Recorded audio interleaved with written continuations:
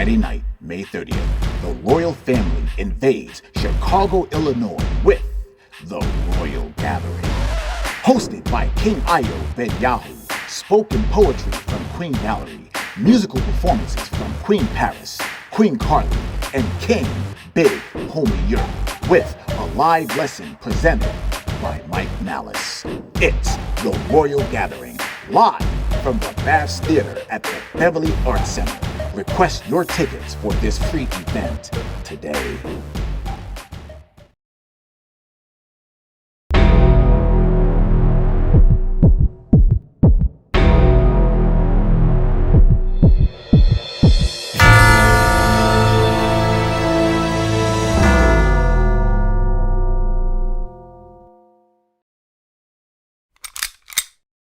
Shalom Israel, giving honor and praise to the Most High God for the reading and the understanding of His word. And family, I want to wish every king, every queen, every prince, and every princess, I want to wish you a wonderful, magnificent Sabbath. And once again, thank you for bringing us in with your brother this week. And family, I just want to talk about the gathering for 1 second. For those of you that have not received your tickets yet, the only thing that you have to do is go to TRG Tickets at yahoo.com. You just have to send an email and we will send your tickets. There is a 4 ticket per family household. I don't even need to tell you why.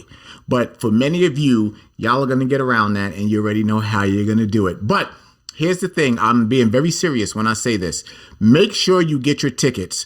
What happened last year? We had to turn people away. Why? Because you waited at the last minute. And what happened? You was outside. Okay? Guys, this is an actual event, okay? This is not an event that you can treat like a concert, okay? We're not doing that. This is the Father. You understand? At 7 o'clock, I'm thinking about locking the doors. I'm not kidding. Seriously. Because what our people love to do, we love to show and make a grand entrance and stuff like that. Guys, this is not the world. We're going to get in there. We are going to have a wonderful time. We are going to tear that place down as we always do. All right. But that attitude of being in the world and you coming late and doing all that stuff. Nah, we're not doing that. Okay. That's for the world. You are a representative. You are an ambassador of the God of Israel. So you must conduct yourself as thus. God is on time and you have to be on time too. Now, let's go ahead and get into this here, family. Let's get into this. Free will. Do we really have it? I'm going to just come out the gate right now and tell you that the answer is no. We don't have free will. We do not have it. If we did, there'll be no such thing as consequence, would it? God gave us instructions. He gave it to his Israelites. Now, we're going to go through all of that here tonight. But just out the gate for anyone, I want to make sure that I do not leave anyone in suspense. Free will, we don't have. And now I got to prove it. That's right. That's what happens. I can stand on the Father's word like that and tell you, no, we don't have free will. So the very first thing, I want to deal with ignorant, stupid people. So, family, please open your Bibles to the 1611 King James Version Bible with the Apocrypha. And I want to make sure each and every last one of you are actually opening the book and not just taking my word. Okay? Open the book, find out what it actually says. Because I can tell you anything. Don't trust me or anybody else. You open this book and read along and make sure everything that's coming out of my mouth is truthful according to this book. All right. Numbers chapter 33. Let's go down to verse 55, please. Because I want to show you that the Father was telling you that we have to abstain ourselves from stupid people. Watch this.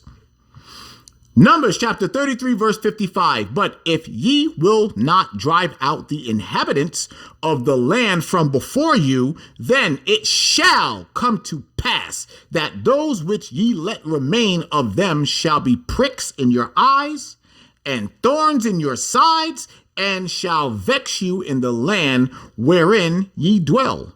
Moreover, it shall come to pass that I shall do unto you as I thought to do unto them. So for those of you that don't understand this, right? The Father told us a long time ago, centuries ago, generations ago, these other people, get rid of them, kill them. And guess what? We did not do. We didn't kill them. And guess what we're having to deal with today?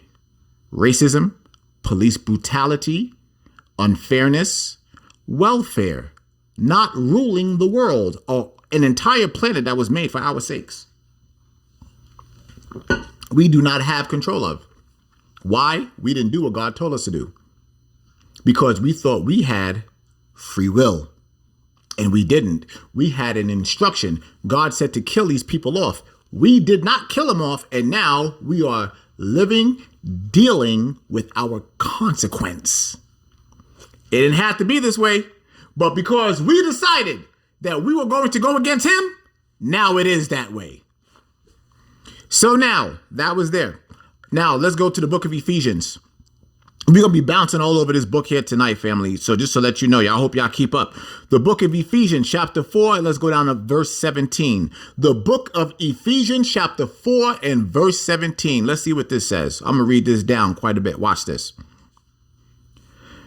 This I say, therefore, and testify in the Lord, that ye henceforth walk not as other Gentiles walk, in the vanity of their mind. We just talked about some of this last week in regards to those Gentiles, and I showed y'all last week that there are other Gentiles, right? These Israelites that chose to live like the other nations, and we're not supposed to. So what does God call them? Gentiles. It is an insult to be called a Gentile when you are a God. I'm going to start 17 one more time. This I say, therefore, and testify in the Lord, that ye henceforth walk not as other Gentiles walk, in the vanity of their mind, because they have no understanding of what this book says. They know what happens in it, but they don't have the understanding because they don't have the Spirit inside of them to be able to decipher what the Father is telling them. They don't understand the mysteries. They don't get it. Verse 18, having the understanding darkened. You see that? Because you, being an Israelite, you start following after these other nations, and they start putting their ideas into your mind. And so now they polluted your brain, your culture, everything about you. And now you start to leave the presence of the Father. You now are becoming a prince of the earth versus a God. Yep. We going there. I'm going to start 18 again. Having the understanding darkened, being alienated from the life of God through the ignorance that is in them because of the blindness of their heart. And now remember what the Father said about your heart. He said, the heart is wicked. Who can know it? He also told you not to lean on your own understanding, didn't he? We just read that. Verse 19. Who being past feeling have given themselves over to lasciviousness, to work all uncleanness with greediness. But ye have not so learned Christ. Now, to give yourself over to lasciviousness, lascivious means some very, very just deep, entrenched sexual thought. Now, most people are thinking that this is talking about the actual sexual act, and it's not. We're going to get more into it here. Remember lasciviousness, okay? We're going to come back to that. We will come back to it. Just remember that very strong surge for a sexual act, because that's what it's talking about. But it is going to compare it to something. So now let's go to the book of Matthew, chapter 10. Let's go to the book of Matthew, chapter 10. Go down to verse 5. Let's go to verse 5. Watch this. Matthew, chapter 10 and verse 5. Watch this.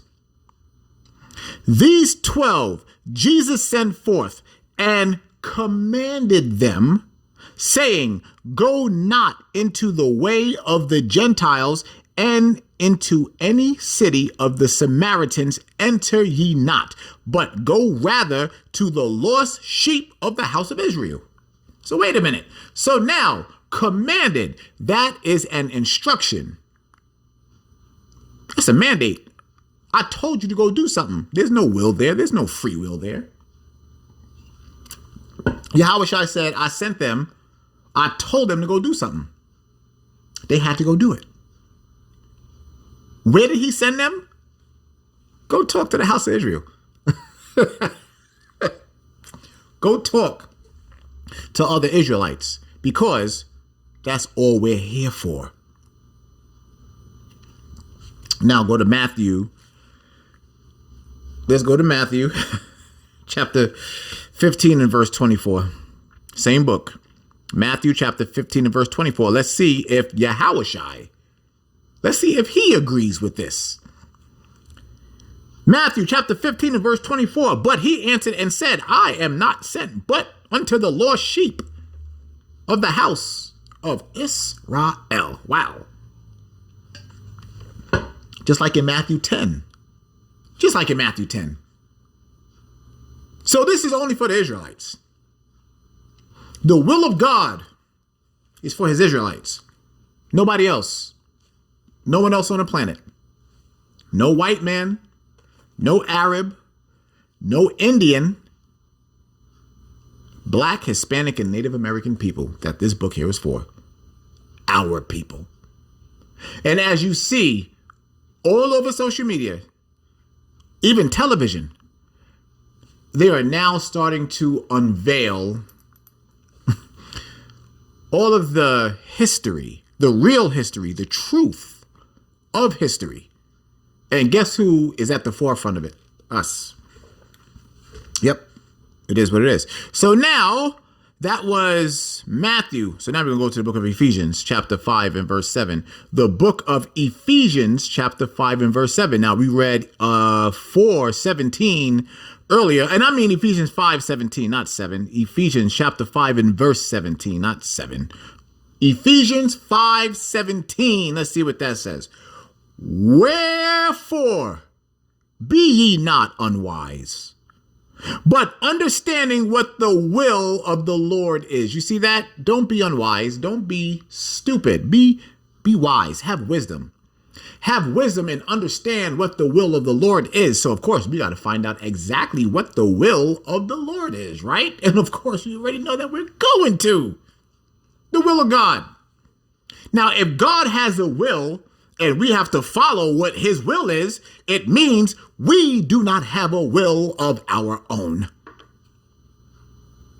One more time. If God gave us a will to follow, it means we do not have a will of our own. We have to follow after his will. We have to follow after his direction. So that eliminates free will.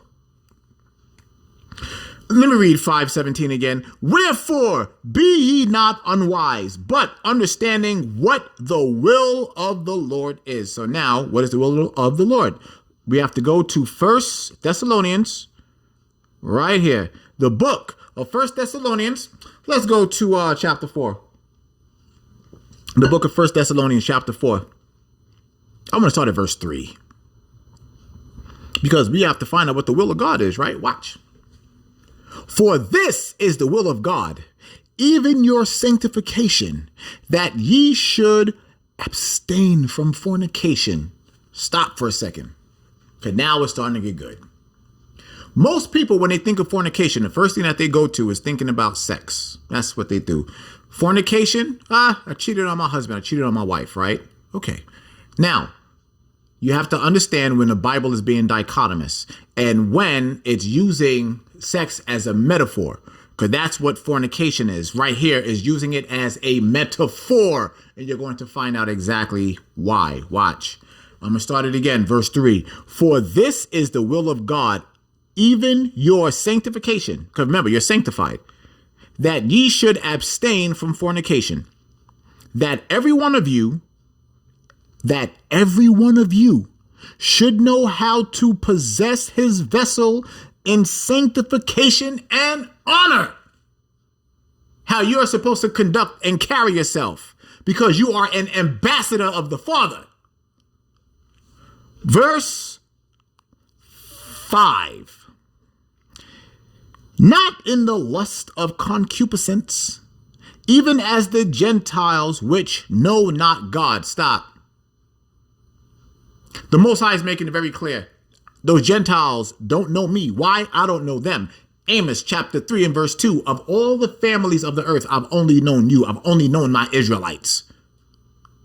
So right here again, not in the lust of concupiscence, even as the Gentiles which know not God. And concupiscence is strong sexual desire. Like that's the only thing on your mind. That's it.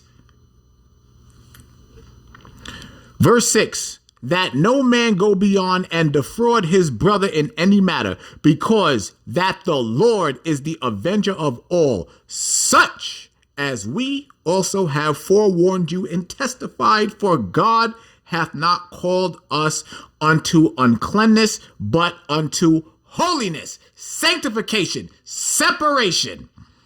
He therefore that despiseth not man, but God, who have also given unto us his Holy Spirit. What is it saying? You cannot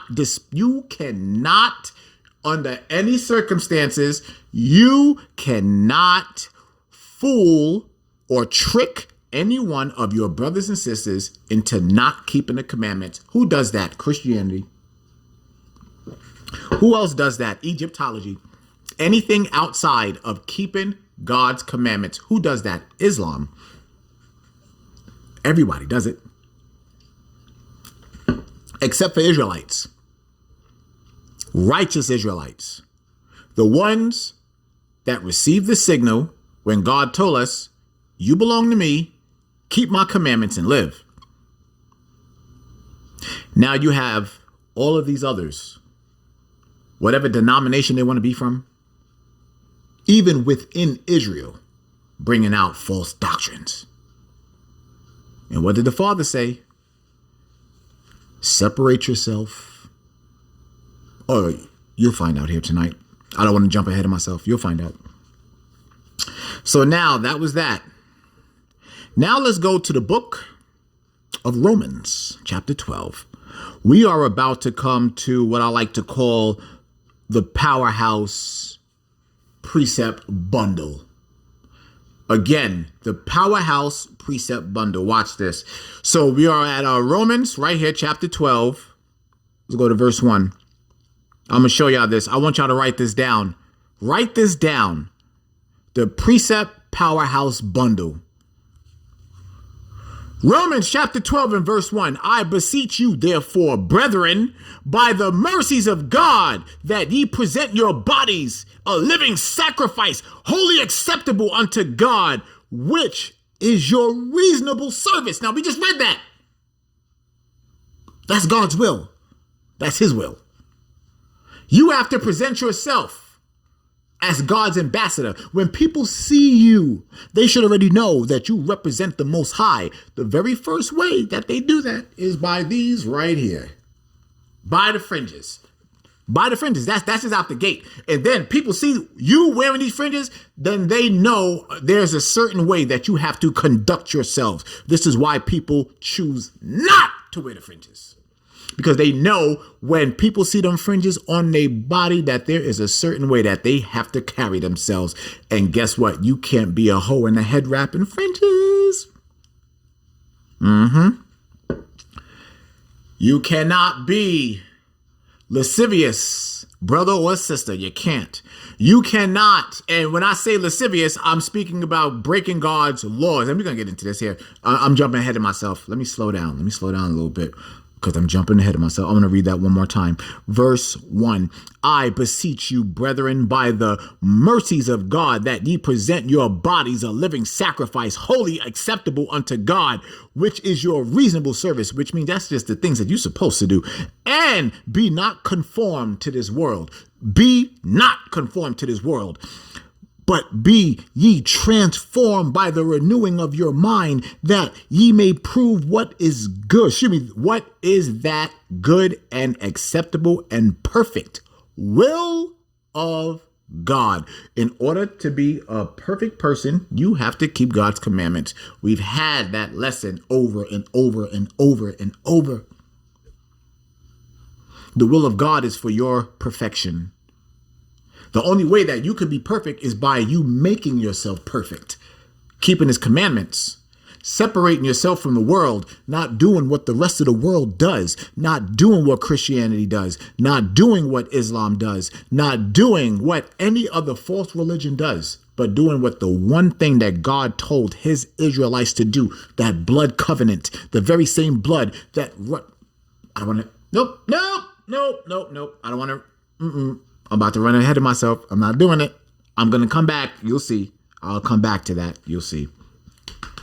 Now let's continue this powerhouse. Now let's go to the book of 1 John chapter 5.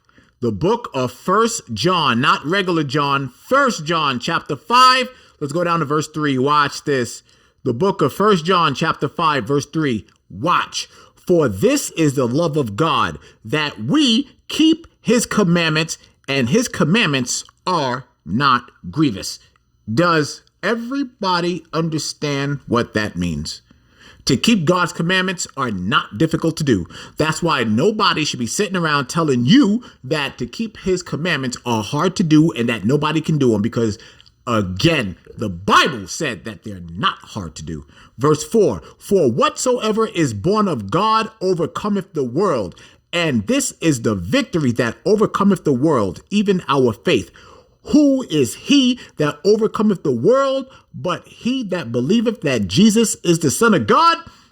This is he that came by water and blood. And this is he that came by water and blood. And this is he that came by water and blood. This is where the powerhouse part comes in. And even Jesus Christ, not by water only, but by water and blood. And it is the Spirit that beareth witness, because the Spirit is truth. Now comes the powerhouse part, because it explained all of that to jog your memory, to go back into our history. Let's go to the Wisdom of Solomon, chapter 7 and verse 1. The Wisdom of Solomon, chapter 7, verse 1. The Wisdom of Solomon is in the Apocrypha. Now you are going to find out why they removed this from the Bible, from the other translations, not the King James. This is why I tell you stay in the King James. Remember the blood, remember the blood, remember the blood. Right here, Wisdom of Solomon, chapter 7, verse 1. I myself also am a mortal man, like unto all, and the offspring of him that was first made of the earth. The offspring of him that was first made of the earth, and in my mother's womb was fashioned to be flesh in the time of 10 months. This is all about pregnancy, being compacted in blood of the seed of man. Being compacted in blood of the seed of man. So the only way that a person can be compacted in blood like that is through the seed of man. A man has to be able to bust a nut inside of a woman and put a child up in there. That is the only way that has happened, and it's going to continue to tell you. And the pleasure that came with sleep. And when I was born, I drew in the common air and fell upon the earth, which is of like nature. And the first voice which I uttered was crying, as all others do. I was nursed and swaddled, clothed, and that with cares. For there is no king that had any other beginning of earth, for all men have one entrance into life, and the like going out. Wherefore I prayed, and understanding was given me. I called upon God, and the spirit of wisdom came to me. Wow. And compacted in blood, right? The powerhouse. Oh, we're not done. Oh, we're not done. We're not done. We're not done. So now you see that, right? So when we read 1 John, telling you right there, he was compacted in blood. What is that telling you right there? Yahushai, he came same way. Joseph busted nut Mary, they created Yahushua. He got here. Every person got here that way. That virgin birth story is a lie, and we did not get rid of the people that we were supposed to get rid of, and now that is here on this earth, and our people are dealing with it. Our people, they are so caught up in that they will not stray away from that lie. We can read this Bible to them, tell them what it says, but they are going to believe that lie that Jesus came from Mary alone. Alone. When the Bible right here, as we read, the Bible said he was compacted in blood. No other person got on this earth any other way. Bible. Bible. Bible. Y'all can be mad all you want to. Y'all see why? We're not even done with the powerhouse part yet. So now let's go to Romans chapter 8. Let's go to the book of Romans chapter 8, because now we're going to go ahead and cinch it up. When anybody try to come at you with that nonsense or whatnot, this is what you hit them or you punch them in their mouth. Romans chapter 8, go down to verse 28, please. Romans chapter 8, 28. Watch this. And we know that all things work together for good to them that love God, to them who are the called according to his purpose, for whom he did foreknow. Amos chapter 3, verse 2. He also did predestinate to be conformed to the image of his son, that he might be the firstborn among many brethren. Moreover, whom he did predestinate, them he also called, and whom he called, them he also justified, and whom he justified, them he also glorified. What shall we then say to these things? If God be for us, who can be against us?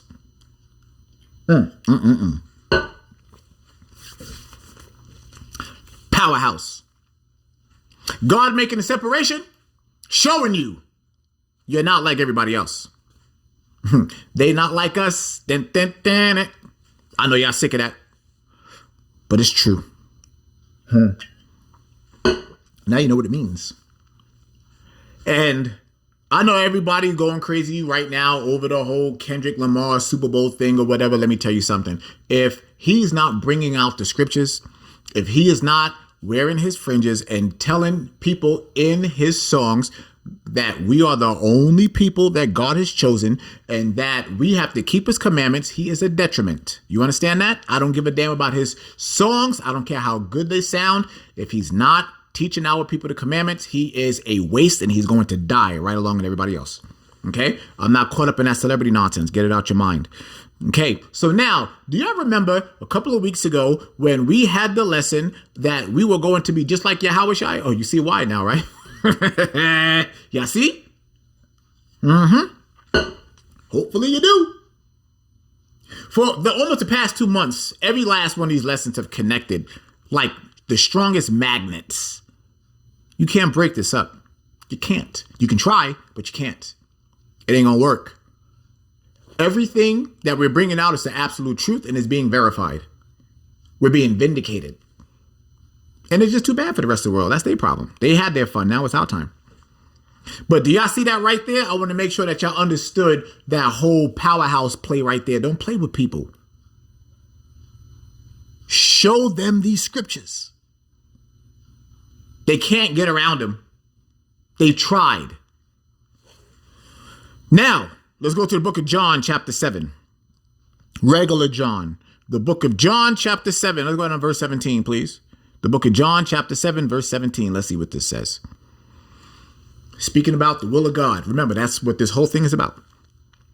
If any man will do his will, if any man will do his will, he shall know of the doctrine. He shall know of the doctrine, whether it be of God or whether I speak of myself. You see that? Very easy. Everybody will understand the will of God because all we have to do is come right here to the book and know his will, his commandments. If anybody is doing something of their will, we're going to know it immediately because the first thing that we're going to say is, show me that in the scriptures. Show me that in the scriptures and I'll listen. Okay, show me the scriptures. And guess what they can't do? They can't show you. The Bible is the measuring stick. It is the comparison. It is the benchmark to what you are supposed to be. And there is no comparison to you. There is no comparison to you. There is no comparison to you. Do you understand that? None. Nothing compares to you. Now, stay in John. Let's go to chapter 1. Go down to verse 12, please. The book of John, chapter 1 and verse 12. Watch this. Watch this. Y'all got to see this because it's so simple. John, chapter 12, verse 1. Chapter 1, verse 12. But as many as received him, to them gave he power to become the sons of God, even to them that believe on his name, which were born not of blood, nor of the will of the flesh, nor of the will of man, but of God. So now, many of you have just become discombobulated because they're like, wait a second, I thought that we were made in blood. Yeah, we were. But there was a time before that we talked about not that long ago. Go to Genesis chapter 1, please. The book of Genesis. Y'all can tell I'm having fun, right? The book of Genesis chapter 1 and verse 26. Because there was a time before the first man was ever created, before the first ounce of blood was ever created, there was an event that took place. Let's read it. Genesis chapter 1, verse 26. And God said, let us make man in our image, after our likeness, and let them have dominion over the fish of the sea, and over the fowl of the air, and over the cattle, and over all the earth, and over every creeping thing that creepeth upon the earth. Do y'all see that? Let's continue. So God created man. So God, now, you see how in the other one it said, let us, right? So it's God and others, Yahweh Shai and the angels. Now, when it comes to verse 27, it's singular. So God created man. That's us is talking about God. We talk about God's portion now. So God created man in his own image. In the image of God created he him. Male and female created he them. It's all right here. All right here. You're different. The will of God is for you to keep so that it can separate you from everything else on this planet, because you are a God on earth. You're not supposed to follow after their ways. We are not supposed to follow after their ways. We are supposed to follow the ways that our Father gave us and do it without complaining. Do it because he said so. Do it because he's the master. That's why we do what he tells us to do. But so many people have the biggest problem with following God's commandments. If you ever realize this, whenever I talk about how horrible the other nations are, when I talk about how great we are as a people, those lessons, high in the thousands. But when I start talking about Israel tightening up, becoming narrow, and keeping them commandments, that's when I get the absolute most pushback. Go look at the numbers. That's why I love doing this, because all I have to do is just send you guys, like, go look at the numbers. Go look at the title and go look at the numbers and everything there. Then go look at the ones about keeping the commandments and see how low they are. That's our people for you. That is our people for you. As long as you're telling our people that they are the greatest and that they're just perfection, they're great. And when I leave God out of it, the numbers are high. Bring God into it and keep the commandments. Y'all can be mad at me all you want to. I don't give a damn. It's true. And then what I say, go look at them numbers. And people go look at it and get mad even more. Why? Because it's the truth. So now let's go to the book of Matthew, chapter 6, please. The book of Matthew, chapter 6. Let's go down to verse 10. Let's see what this says here. Thy kingdom come, thy will be done in earth as it is in heaven. So guess what? It happens up there, happens down here. So guess what you got to do? Pray. You got to go to the Father. Because your spirit goes back to him. People don't understand what prayer is about.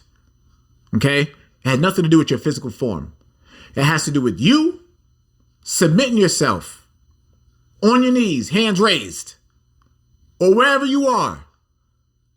But you don't realize what you have to do when you pray. You got to focus, signal yourself. You don't even realize what you're doing. But right now, as I close my eyes and put my hands up, and I'm just showing you for demonstration or whatnot, because the East is actually this way. But just to do it, right?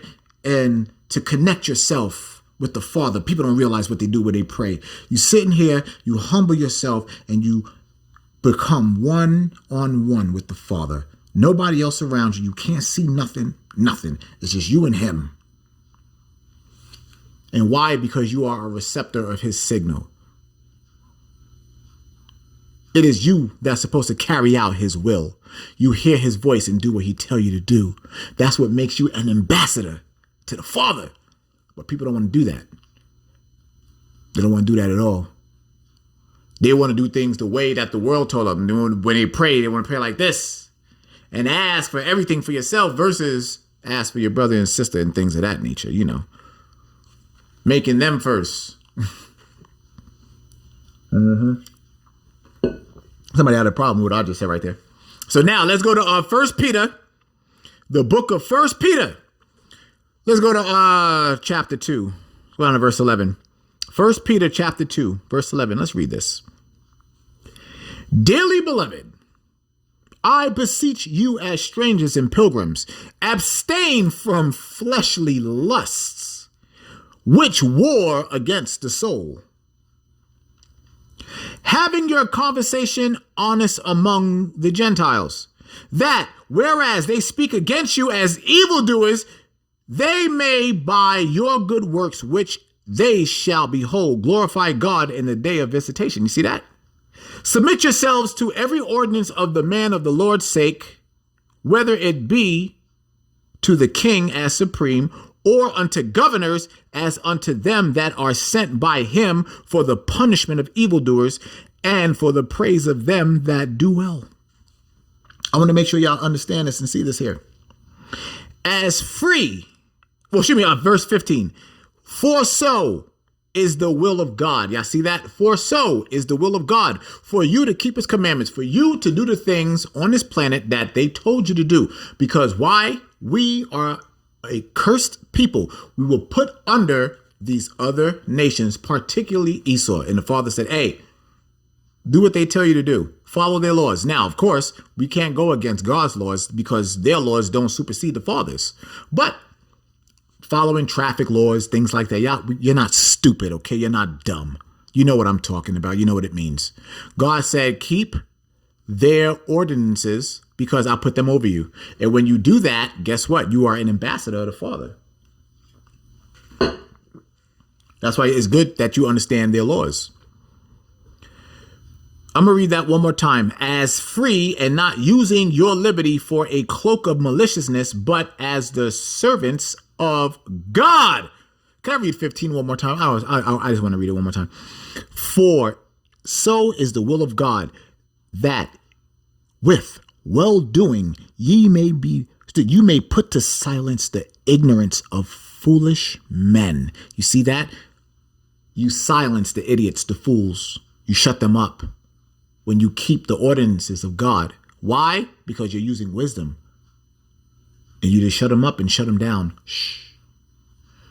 Shh. You fool. Shut up. All you have to do is, you see how I'm doing? You can ask one of them people, ask another brother, a Christian, ask him, where's your fringes? This is a law that we have to keep. Where's your fringes? But yet you want to have a conversation with me, and yet you're not even following the first level obedience that the Father has given us, which is our attire. You can't understand that, so I know you don't understand everything else. Stop arguing with stupid people, family. Now, let's go to the book of James. I really hope y'all are getting this. I truly, truly do. The book of James, let's go to chapter 4, let's go on to verse 13. The book of James, chapter 4, verse 13. Watch this. Go to now, ye that say, today or tomorrow we will go into such a city and continue there a year and buy and sell and get gain. Whereas ye know not what shall be on the morrow, for what is your life? It is even a vapor that appeareth for a little time and then vanisheth away. Verse 15, for that ye ought to say, if the Lord will, we shall live and do this or that. But now ye rejoice in your own boastings. All such rejoicing is evil. Therefore, to him that knoweth to do good and doeth it not, to him it is sin. You see what the Father said? First and foremost, you cannot go around talking about, yeah, we'll do it tomorrow without saying if it's God's will. See that? Let's speak about the gathering for a second. Why did we have the gathering? Because the Father told us to. That's not my will. That's his. And I remind everybody about it. That's what we have to do. The will of God was to will his children with his instructions. Gather yourselves together, O nation not desired. And if we don't follow that, you die. What did it say? You heard what it said to do. You heard what it said to do. So for everybody that knows that this gathering is coming up and you're like, no, I just want to bypass it or whatnot. Okay. Just know you're in sin. Why we're doing this? Why are we doing this? Because the will of God told us that we had to. We have to do this. So for any other person, so when I read that in the scriptures and the Father made it very clear, hey, gather the people. Some of us were able to do that. I was one of those people. And for the past 3 years, we've had successful gatherings, and with the fourth that is going to be even more major. Because it's the will of God. He said to do it. None of us walked around talking about, oh, I don't think we should do that. That's a bad idea. No. The will of God is to be done. I'm going to say that again. The will of God is to be done. No excuses. You got to do what you got to do. All right, let's continue. Now, let's go ahead. Let's go to the book of Proverbs, chapter 7 and verse 2. The book of Proverbs, chapter 7 and verse... Go to verse 1. Oh, why? Why not? Proverbs, chapter 7, verse 1. My son, keep my words and lay up my commandments with thee. Keep my commandments and live, and my law as the apple of thine eye. Now remember, we are the apple of the Father's eye, and the law is supposed to be the apple of our eye. Just like our daddy. Just like our daddy. What did he say to do? Keep my commandments. God said, keep my commandments and live. That's a condition. Keep my commandments and live. If you don't, that's a consequence. It's death. There's no such thing as free will. There is no such thing as free will. If you don't keep God's commandments, you're dead. If you don't keep God's commandments, you're dead. Now, let's go to the book of Psalms, chapter 119, please. The book of Psalms, chapter 119. Many of you already know what this one is. Go down to start at verse 10 first. Go to verse 10. Watch this. With my whole heart have I sought thee. Oh, let me not wander from thy commandments. You see that? With my whole heart I have searched thee, meaning I Everything about me and my soul went through this book and read what we're supposed to do. What is the will of God? We had to search for that thing, right? Let's read it one more time. With my whole heart have I sought thee. Oh, let me not wander from thy commandments. Make sure, Father, please, this is a prayer. Father, please make sure that you keep me in line with your commandments. Make sure I keep your commandments. That's it. Now jump down to verse 60, because that's where I want to go at first. Watch this. I made haste. I made haste and delayed not to keep thy commandments. You see that? But the stupid, moronic, idiotic Christian will sit there and tell you that the law is done away with. Oh, we don't have to keep the laws anymore. No, God did away with all that. And as we read in Old Testament, New Testament, New Testament, Old Testament, God said, keep my commandments. That's his will. The will of God is to keep his commandments. That's it. That's what it is. And if you try to bypass that, you're going to die. That's just the bottom line. So now let's go to the book of John, chapter 14 and verse 15. The book of John, chapter 14 and verse 15. The book of John, chapter 14 and verse 15. Watch this. If ye love me, keep my commandments. Remember how we read in the Wisdom of Solomon, the blood? What also comes of the blood? A covenant. The covenant that God gave us that says, hey, I'm putting this blood covenant on my people. The very same from Amos 3 and 2. I am putting this blood covenant on you. This blood covenant, it's going, you'll be impacted in that blood. And it can't go outside the bounds. Because if it does, then my will is not being done. The will of God is treasured in blood, and that blood is throughout the Israelites, Black, Hispanic, and Native American people. For the will of God is to keep his commandments. The commandments were given to Jacob. I didn't say it, the Bible did. And I know so many of y'all, y'all niggas are mad. So many of y'all are mad. It's too bad. Oh well, too bad. The book says what it says. Nothing is changing, and none of us are going to be ashamed for what we say. The book says what it says. If you don't like it, die. Now let's go to the book of Leviticus, chapter 22. The book of Leviticus, chapter 22. Let's go down to verse 31, please. The book of Leviticus, chapter 22 and verse 31. Let's see what that says. Therefore shall ye keep my commandments and do them. Therefore shall ye keep my commandments and do them. I am the Lord. The Father made it clear. And I'm making sure that I'm showing everybody all throughout Old Testament and New Testament that the God of Israel said we have to keep his commandments. There is no arguing with this. This is the will of our Father. This is his will.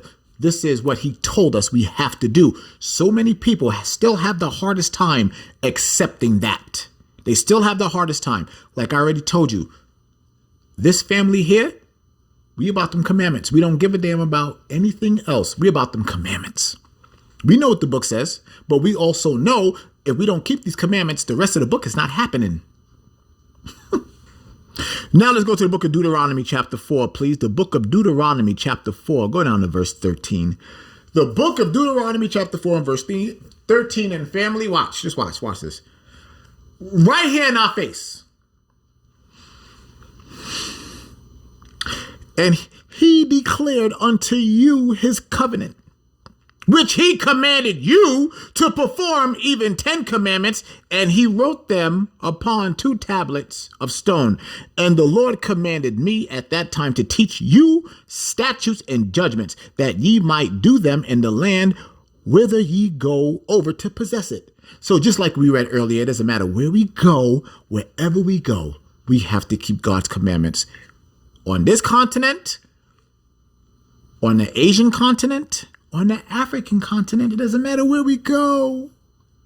We must keep God's commandments. If you are an Israelite, you got to keep his commandments. It doesn't matter where you go, where your body is. You can go out of space, which we know don't exist, but you can go all the way out there. And guess what?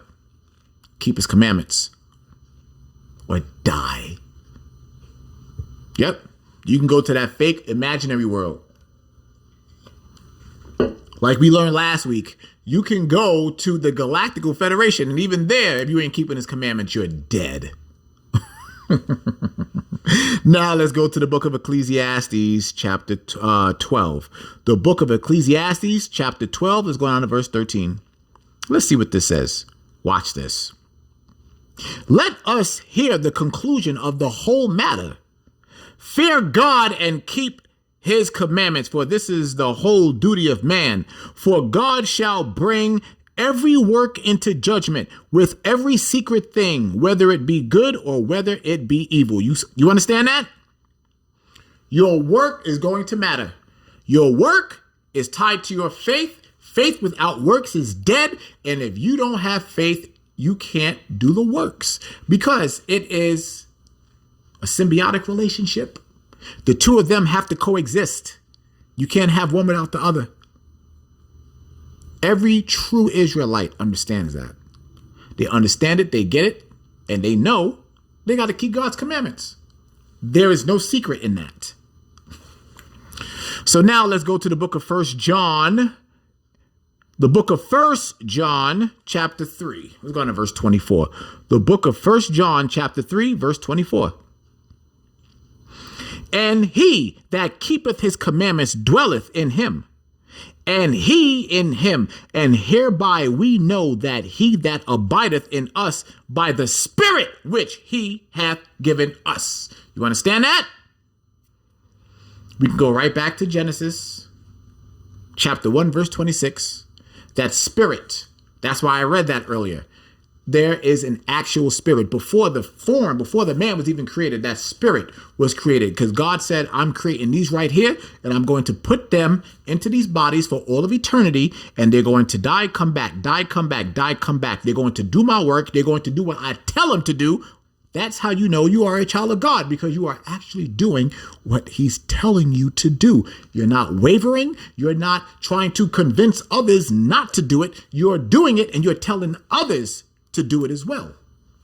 That spirit was put in you from the beginning. This lifetime, your lifetime 3 to 4 generations ago, your lifetime 3 to 4 generations before then, because we come back every third or fourth generation. You've come back and you've done it the same over and over again. Why? Because the spirit that was created of you to do that has been doing God's work ever since. So now when you see these people that are not doing it, you know that they do not have the spirit of God on them. So what are you supposed to do? You are supposed to separate yourself and do the will of God, and not your own will, that lie of free will that you don't have. It is a sin. Bottom line to it.